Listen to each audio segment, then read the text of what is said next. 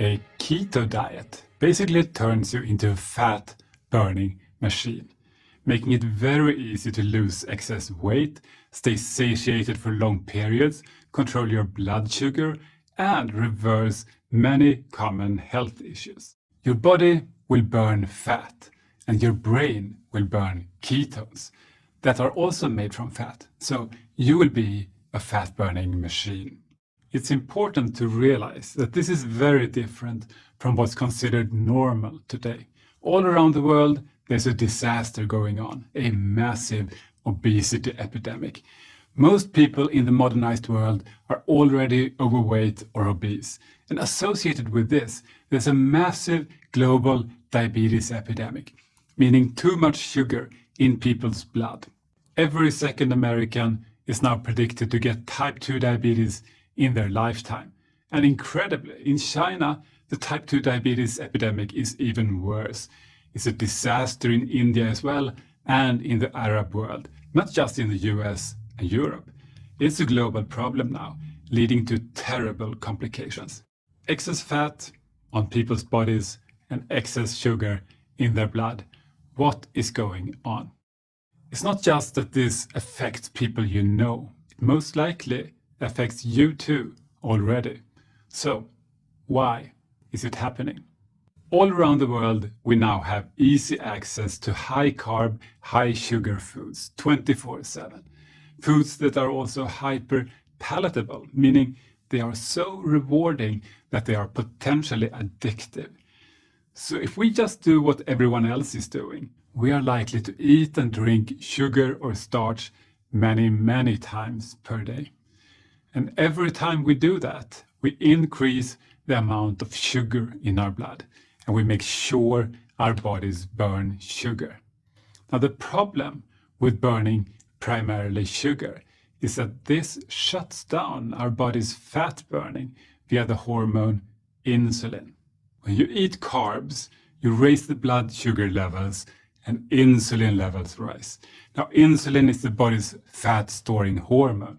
It tells your body to store fat you eat for later. So the sugar is burned first, and the fat is stored for later. And that's the problem in a nutshell, because later never comes. In today's world, we'll soon eat again. And we're not just talking about the obvious junk food like donuts. Even starchy foods like bread or pasta rapidly break down in the gut, turning to pure glucose, a simple sugar, raising blood sugar and insulin levels. So even bread, pasta and rice, all starchy foods, turn to simple sugars in the gut. So if people eat what most people eat, their blood streams are constantly full of sugar. Worst case, even turning them into diabetics. And at the same time, they are constantly storing fat. And that's why we have an obesity epidemic. Just eating less and moving more is simply not enough to stop it. We know that now. We've been saying that for 30 years, while the obesity epidemic keeps getting worse every year. It's not working, and we know why. Losing weight by counting calories is hard work. As long as people eat lots of sugar or carbs, thinking they're doing the right thing, it can be almost hopeless, because they will constantly be in fat-storing mode, and you can't outrun a bad diet. Now, what does all this have to do with keto? A keto diet is the exact opposite. Instead of burning sugar all the time, we burn fat. Now, obviously, keto is not the only healthy way you could eat, but it is the most powerful diet to completely reverse diseases caused by too much sugar and carbs, including obesity. Because instead of constantly eating sugar and starch all day, we don't do it at all. At least almost not at all. A keto diet is a very low-carb diet. It is moderate in protein, meaning you should still eat a normal amount of protein, what you need to repair and maintain the body's tissues like before. But the energy that you need, what you used to get mostly from sugar or carbs, that you will now get from fat. On a keto diet, your body is fueled by fat. All the muscles in our bodies can be fueled directly by fat. But the brain, however, cannot, and that's where we come to the word keto, short for ketogenic. When you eat very few carbs, your body will take fat and convert it in the liver to small energy molecules called ketones. And ketones are a great fuel for your brain. So on keto, even your brain will be burning fat via ketones. This is actually a function that the body needs whenever you don't eat for some time. If you're fasting or starving, the stored sugar quickly runs out and the body starts producing ketones from fat to feed the brain. So you don't have to do a keto diet to get into ketosis. You could also just fast for a day or two, and you would also get into ketosis and burn lots of fat. The neat thing is that you don't have to starve or fast for a long time to achieve that, because a keto diet also does it. Plus, you obviously can't fast forever, but you can do a keto diet for life. The bottom line is that keto makes you a fat-burning machine, while someone else might be running on a treadmill for an hour to burn some fat. You will be burning fat 24/7, even when sleeping. It's the ultimate diet for weight loss, and it can help you feel greater and perform better. Why? Well, because you're never likely to run out of fuel. Your body can only store carbs for energy for a few hours or maximum one day. This means that if you're a sugar burner, you will get hungry again fast. You'll have to eat and prepare food all the time. And if you don't, you're likely to feel hungry and tired and miserable. On the other hand, the body stores fat with enough energy for weeks or even months. And on a keto diet, your body and brain has constant access to this. You'll become the Energizer Bunny. You'll be able to just keep going, feeling energetic and satiated and great without ever having to stop for a snack. You could even easily skip a few meals, should you want to, saving tons of time, even money, and all the time you will be burning fat. Even when you're in bed dreaming, your body and brain are burning fat. It's no surprise that keto is a great way to lose weight.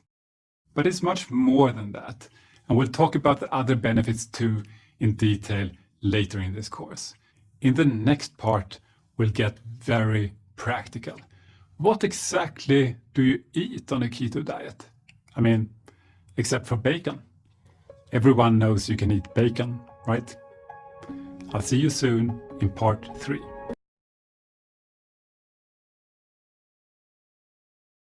What exactly do you eat on a keto diet? After watching this video, you'll know.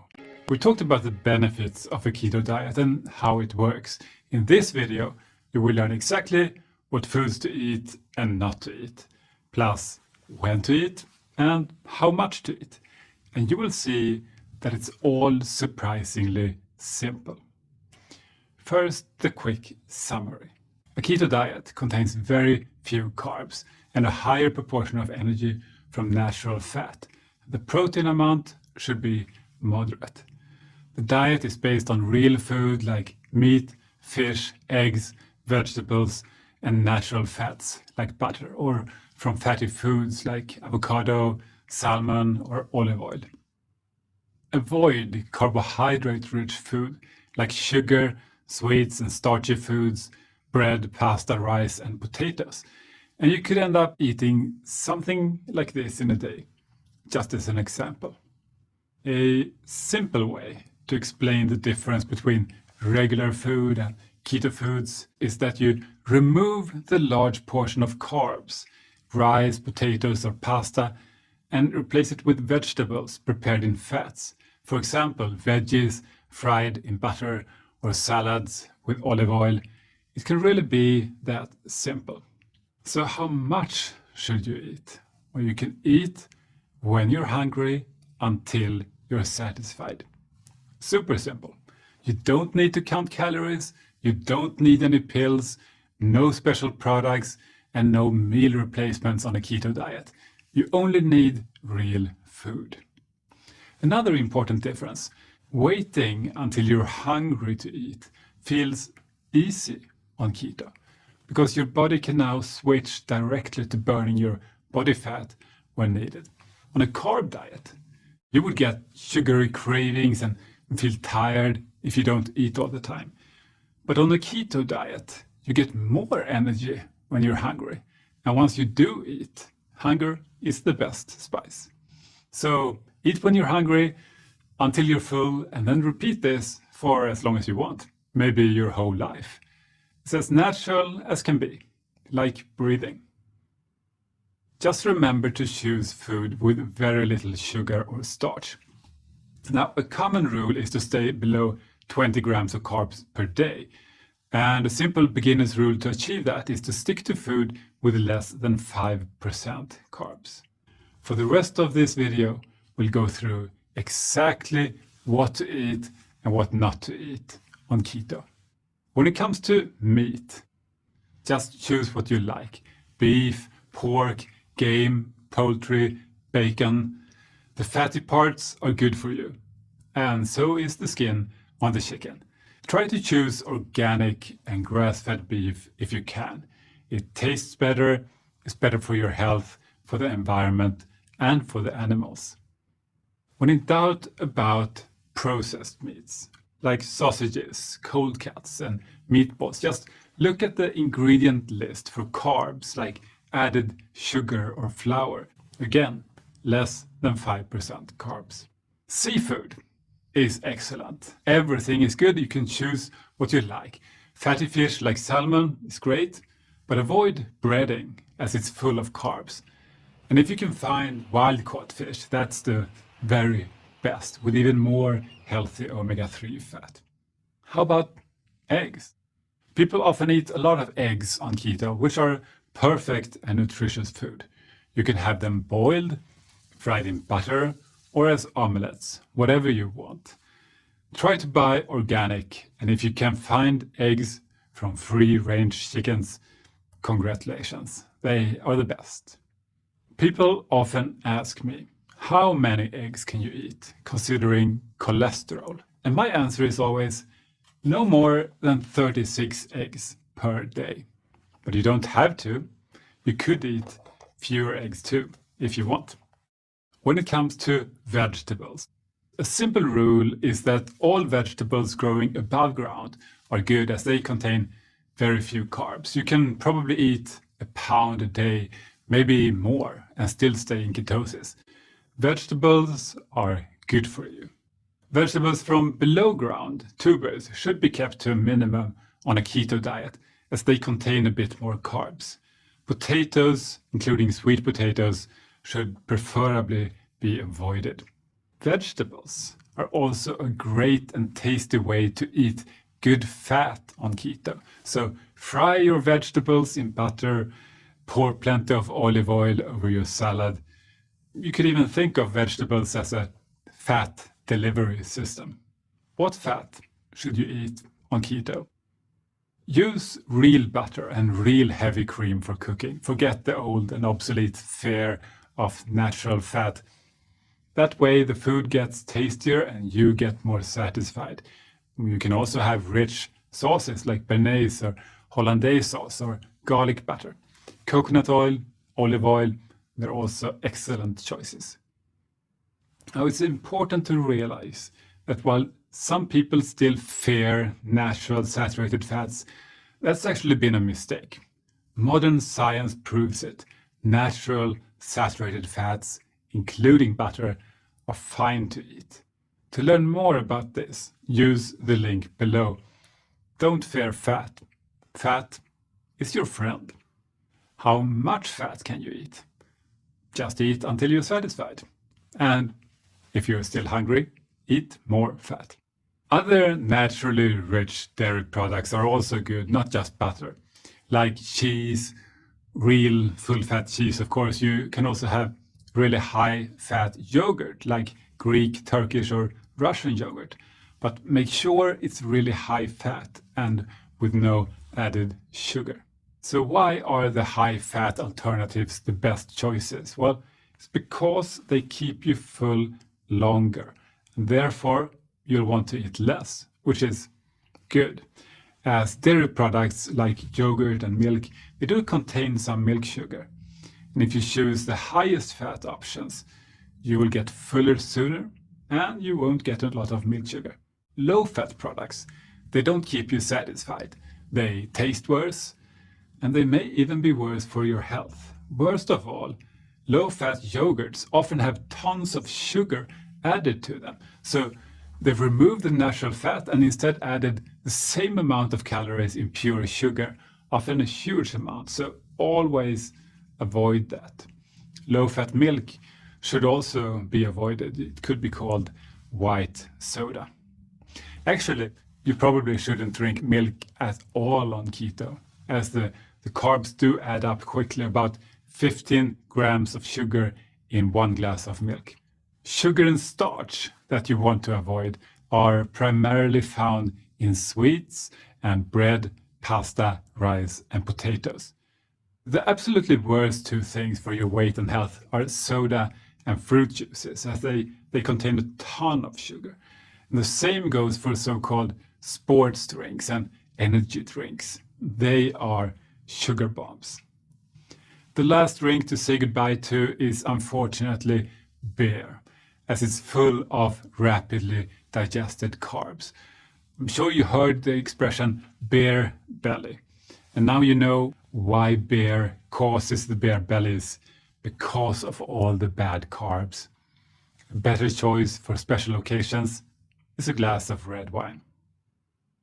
Muffins, cookies, candies, they are also really bad choices on keto. No surprises really. A small piece of dark, real chocolate on occasion is a much better choice. Or some nuts. Here's what perhaps surprises people the most. Fruit. It contains a lot of sugar, which you noticed, of course, as it tastes sweet. Try to view fruit as natural candy and eat it only occasionally. Berries are better. They contain less sugar and they are great with real whipping cream. It's a popular keto dessert. So how about drinks? What should you drink on keto? Soda, fruit juice, and beer are out, of course. The best drink is plain water, carbonated or flavored if you want. Coffee and tea are great, even with a moderate amount of milk or cream. When it comes to alcohol, there are several smart alternatives that taste good and impact weight minimally. Not just red wine, but be careful. You may be more sensitive to alcohol on keto. Use our alcohol guide linked below for more information. In conclusion, here's classic keto food. Real food without sugar or starch. You eat when hungry until you're satisfied. And this could be 3 times a day. But some people only need to eat twice, or perhaps even just once a day. You can choose what feels right for you. However, before you actually get started eating keto, I would recommend you watch the next video in this series. It's about the common side effects that many people experience when starting keto and how you can avoid them. I'll see you soon in part 4.